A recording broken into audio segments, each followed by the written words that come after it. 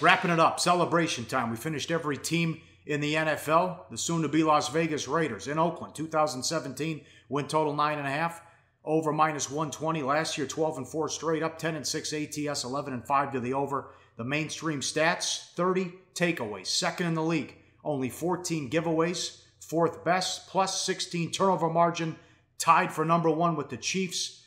The offense, they have all those weapons, which is strange. You go 12-4. Are you supposed to get rid of your OC and bring in a new guy and promote the quarterback coach? It's certainly some odd moves for the Raiders in the offseason when it came to the coaching staff. But offensively, a team that won 12 games last year, the offensive numbers were fairly mediocre. 5.5 yards per play, that's right around league average. 4.4 yards per rush, slightly above the league average. 6.9 yards per pass attempt, that's slightly below the league average. The one thing that stood out, they didn't make mistakes. Only 18 sacks allowed. That's number one in the NFL. You talked about the giveaways. Only 14 giveaways. Fourth best in the NFL. What happened to the Raiders last year? They didn't beat themselves. Now we talk about some of the key changes in the coaching staff. And look, Bill Musgrave gone as the offensive coordinator. Todd Downing, their former quarterbacks coach, has replaced him as the OC. In my mind, when you're promoting guys from within, not that big a deal. On the defensive side, the Raiders are the number 26 defense last year. Ken Norton Jr. is coming back, but John Pagano going to come in helping with the defense. He's the assistant head coach for Oakland this year as well. They also, remember all those close games they won? Del Rio went for 2 week one and the win against New Orleans. They also had the walk-off win in overtime against Tampa.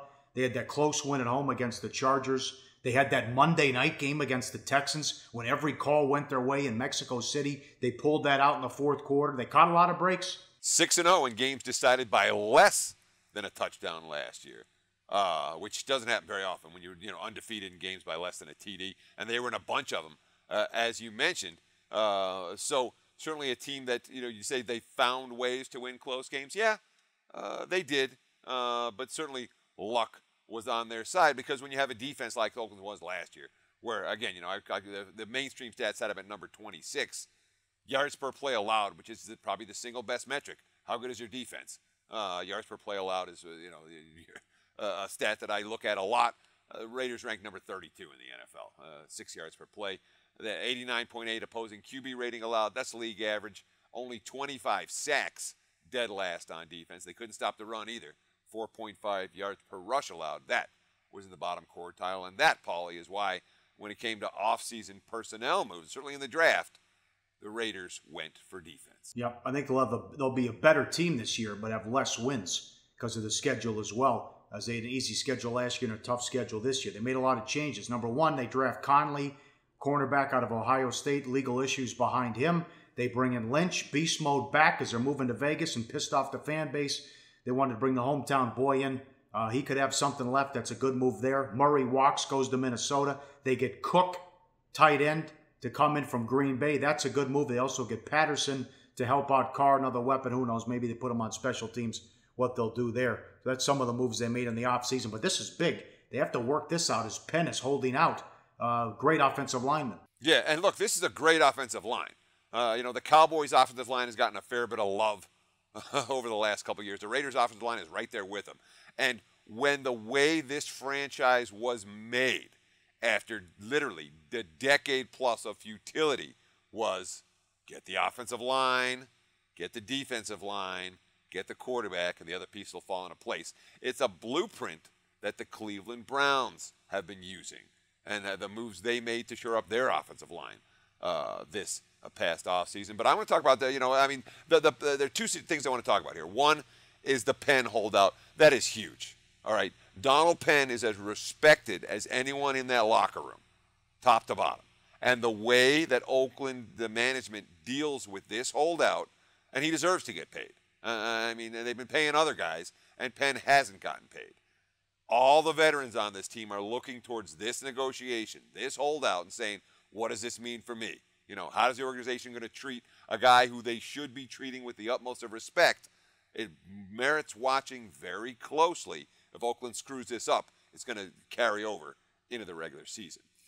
draft-wise, again, you talk about Conley, number 1, Melifonwu, number 2, the safety out of UConn, Vanderdahl, number 3, the defensive tackle out of UCLA, Markel Lee, the linebacker out of Wake Forest.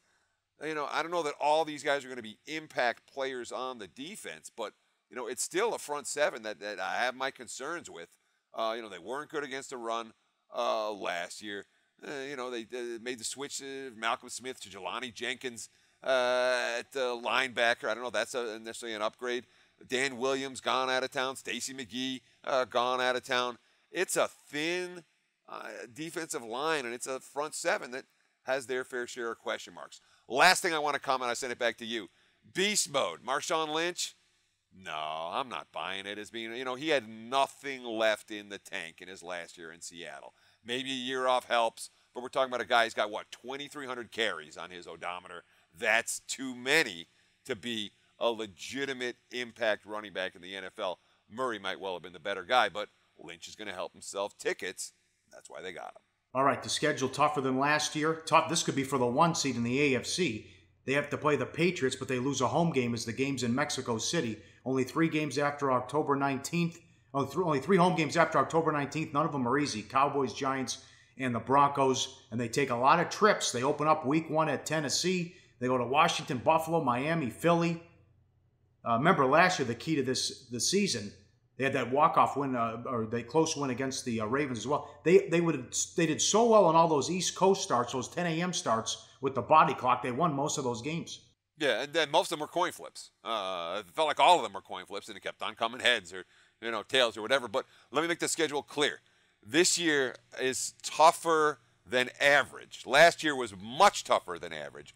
This year, not as tough as last year on paper based on this year's season win totals. But you talk about all those trips. You know, they have the 5 trips back east plus a home game in Mexico City. But of all of those games, only 2 of them are early starts. So the Raiders not going to be in that dreaded situation of the West Coast team traveling east for an early start game on a week-in, week-out basis, only happening twice all season despite all of those road trips. All right, what do you think of this division? What do I think of the division? I'm not bullish on the AFC West. I know there's a lot of people that like San Diego as being a bet-on team. L.A., I should call them now, the Chargers. I'm not buying it. I don't look at the Raiders as being a bet-on team. We used KC as a play of the day under. So it's not necessarily a division that I'm in love with. Not even a little bit.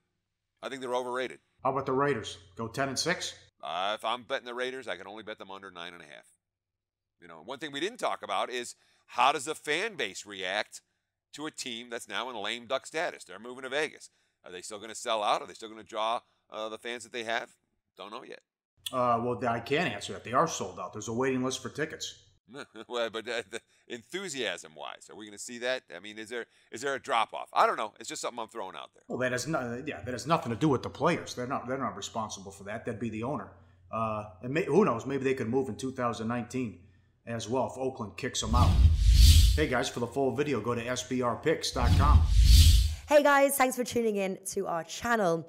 Now, we've put a lot of work into producing all these free videos, so please help us out and keep all our content free for you forever by simply liking, sharing, commenting, and subscribing. Now, not to mention, a visit to our industry-leading website will warm the hearts of all our SBR employees, especially myself. Now, the links are over there to the left, so do check those out. Thanks for watching.